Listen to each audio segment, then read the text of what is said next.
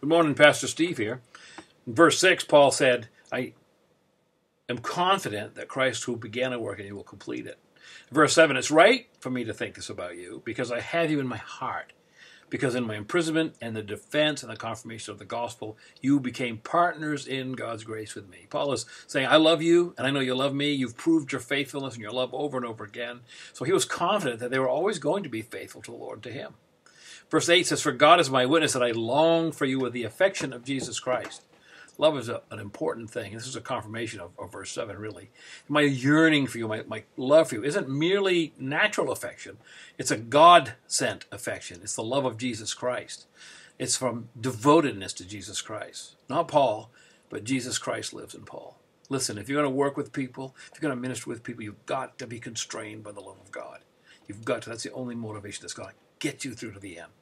Hudson Taylor, in asking missionary candidates where they wanted to go to China, said, well, what's your motive? They said, well, we want to go win people for Christ.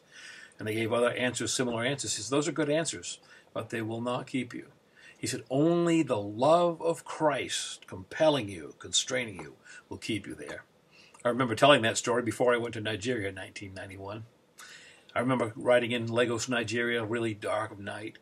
I remember getting through the customs. It was a scary thing, kind of. And we get out to the other side, and we were expecting someone to come pick us up, and nobody was there. Nobody was there. I was afraid. I wanted to go home. If I could have turned around and got on that British Airways plane and gone home, I would have. I went into a phone booth. It didn't work. None of the infrastructure worked. And I remember picking up the phone and saying, hello, God, this is me, Steve. I didn't have it right, did I? And he broke my heart then. Then I could go in the love of Christ, and he worked the details out. Who is it that God has sent you to? Who is it that you are compelled to love because of Christ? Who is it that you'll set aside your own heartaches, your own motives, your own everything for, as fellow ministers, and extend to them the same love that God has given to you? Let your motive always be the love of Christ compelling you. Thanks. Have a good day.